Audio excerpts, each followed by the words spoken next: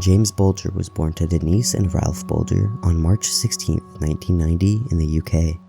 He had no siblings, but his parents did have a daughter before him named Kirsty when Denise was just 21 years old. Unfortunately, Denise and Ralph experienced a heartbreaking stillbirth. On that day, the distraught mother told herself, "Today's the worst day of your whole life, Denise. It will never get worse than this." Tragically, she was horribly wrong. 4 months after the birth and death of Kirsty, Denise and Ralph discovered she was pregnant once again. After learning this news, they decided to get married and arranged the wedding to happen on Denise's birthday. James was born months later on March 16th. He was described by his mother as a very bubbly child who loved to dance to Michael Jackson videos and enjoyed making people laugh. He was a trusting boy who loved to share his toys. James did not have the smallest bit of greed within him.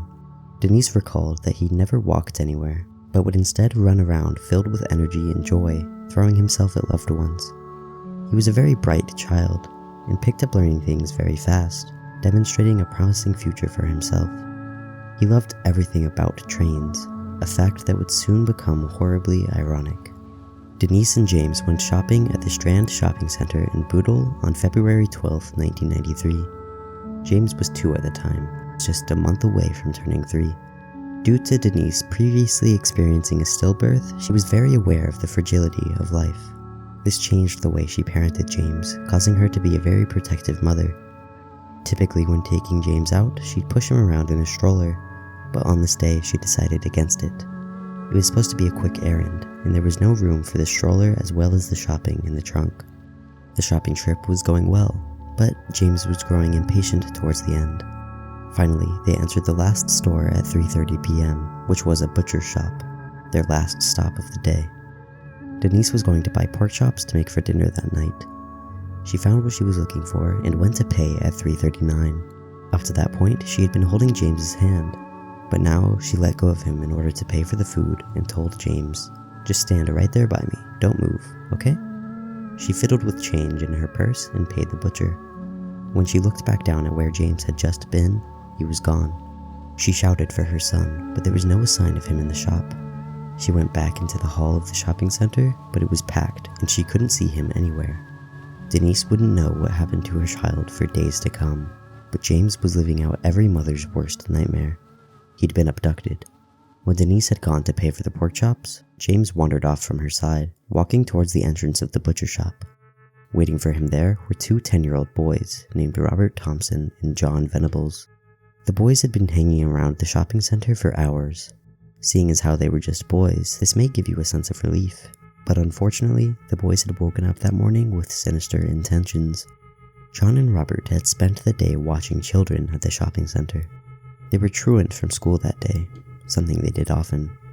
Throughout the day, they shoplifted sweets, batteries, a troll doll, and a can of blue modeling paint. They had planned to abduct a child, lead them to a busy road, and push them into oncoming traffic. But what ended up happening is far worse. They attempted to abduct one child before James, but were unsuccessful. But now, with James in their possession, John took James by the hand, which spawned one of the most unsettling images in true crime history. As Denise searched frantically for her boy, John and Robert led James out of the shopping center, making it outside just as security got involved. The Strand Shopping Center was very large and home to over 110 shops with multiple floors. Everyone was sure that James had to be around there somewhere. The thought to look outside wouldn't cross anyone's mind for hours. Meanwhile, the boys had walked a quarter mile to the Leeds and Liverpool Canal. There, they dropped James on his head, sustaining a large bruise and cut on his forehead. James was sobbing at this point, scaring the boys off as he attracted attention. He was seen by a woman who assumed he must have siblings nearby, and a moment later, John and Robert returned to James. James, who was trusting and innocent, didn't know what to do other than to follow the boys who were harming him. They pulled James's hood over his head to hide his injuries and continued walking 2.5 miles. Approximately 38 witnesses had seen the boys dragging James along. One witness even saw Robert kick James in the ribs, which they described as a persuading kick to keep walking. Unfortunately, they did not intervene. 2 people confronted John and Robert, asking what was wrong with James. The boys lied, saying that they found him lost and were taking him to a police station nearby. No one suspected two 10-year-old boys of having murderous intentions. Another witness saw James punched by John, then grabbed and violently shaken. For some bizarre reason, the witness pulled her curtains closed, relinquishing responsibility. Finally, the boys ended up in Walton and led James up to a railway line. Up to this point, Robert and John hadn't done anything absolutely unforgivable, but that would soon change when they got to the train tracks. Perhaps in an attempt to dehumanize James, the boys poured the blue paint they had stolen on James's face and into his left eye. They began torturing the toddler, kicking him, stomping on him, and throwing bricks and stones at him relentlessly. They forced the batteries they had stolen into his mouth, and it's possible they also forced the batteries into his anus, though none were found there. They dropped a 22-pound railway fish plate onto James's head, causing 10 skull fractures. James was so horribly wounded with 42 injuries in total that none could be identified as the fatal blow. It is also probable that the boys sexually assaulted James. His shoes, socks, pants, and underwear were all removed. It was later discovered that James's foreskin had been forcibly pulled back. After this, James's relentless torture had finally come to an end, with the boys laying him across the tracks. They weighed his head down with rubble and hoped that the train would hit him and rule his death as an accident. They left the scene, leaving James horribly injured but still alive. James passed away at some point between 5:45 and 6:30 on February 12, 1993. He died before the train reached him, but it did still hit his body, cutting him in half. Robert and John were now the youngest murderers in the past 250 years of British history. James's fate would be unknown by the public for days. Denise, his mother, was still frantically searching for her son at the time of his death. She went to Marsh Lane police station after no one could find him at the Strand. It was there that the shopping center's CCTV footage was reviewed. Due to the time period, the cameras were not constantly recording, but 5 frames were found documenting what had happened to James. The first frame showed James leaving the butcher at 3:39 p.m. The second frame showed Denise leaving the butcher at 3:40 p.m. in search of James. Another frame at 3:40 p.m. showed James following 2 boys. The fourth frame at 3:42 showed the infamous image of James holding John's hand, leading him to his death. The fifth and final frame showed the 3 boys leaving the shopping center. It was now apparent that James was not just a lost child. He had been abducted. There was some relief in the fact that he had been abducted by just 2 little boys. Denise had feared that he may have been taken by a pedophile, but upon seeing that it was just 2 boys, many people believed that what happened was of an innocent nature. Unfortunately, they were wrong. A search began which consisted of hundreds of police officers and families scouring the brutal area. By Saturday evening, a full day had passed and James had still not been found. As tensions ran high, Denise was terrified that the worst had happened. She was calling the police station every 15 minutes, hoping for an update before being told to stop calling and that they would call her as soon as they had more info.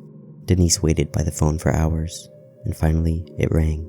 She picked it up and heard a calm voice on the other end say, "We've got your little boy." Denise screamed, "Who is this? Where's my baby?" But the voice just kept repeating those same words. She soon realized it was a horrible prank and hung up.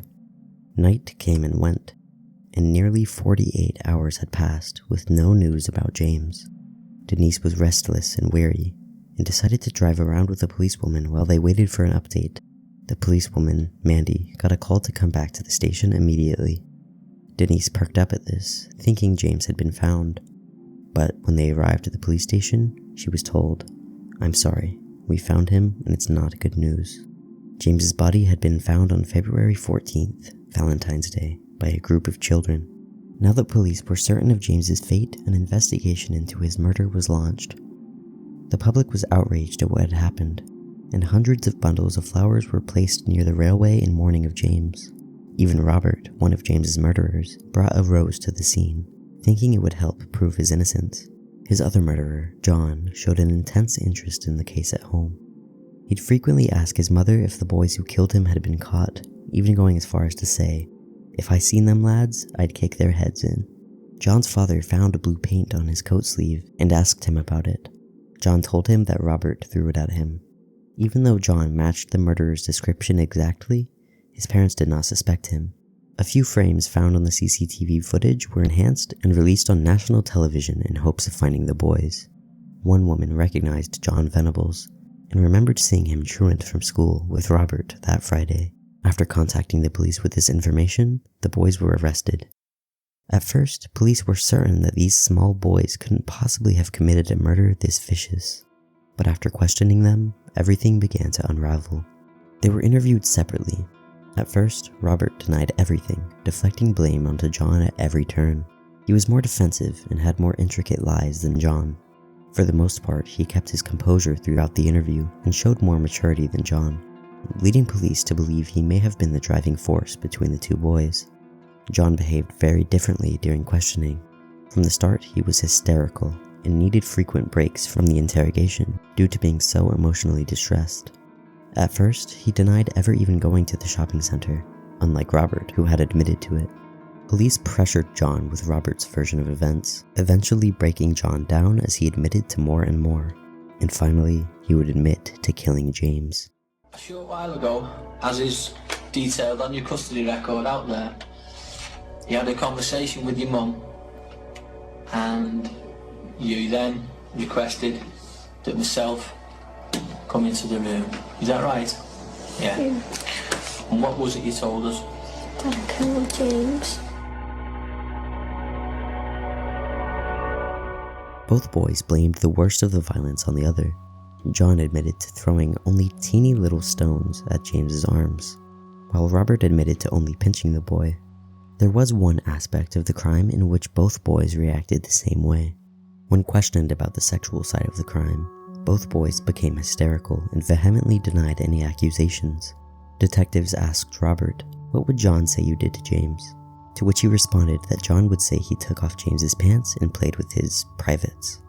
The distress shown when questioned about the sexual aspect of James's murder may allude to the boys' guilt, though neither of them have ever admitted to this aspect of the crime. The trial began on November 1st, 1993, and eventually both boys were found guilty of abduction and murder on the 24th of that month. Up to that point, they had only been known to the public as Child A and Child B, but both their names were released after they were convicted. On June 22, 2001, both John and Robert were released from prison at the age of 18, after only being incarcerated for 8 years. They were given new identities to protect them from the outraged community. Robert went on to live an unremarkable life, but John was sent back to prison in March 2010 for breaching the terms of his license. He was released again in 2013 and given another new identity. He stayed out of jail for 4 years before being sent back to prison in November 2017 for downloading and distributing child porn, and remains there to this day. Denise and Ralph had another child after the trial named Michael, but their marriage could not withstand the trauma of James's passing. They eventually split up, but Denise has found happiness in a new marriage and has had multiple children. Ralph still lives in Kirkby and fights on for justice for James.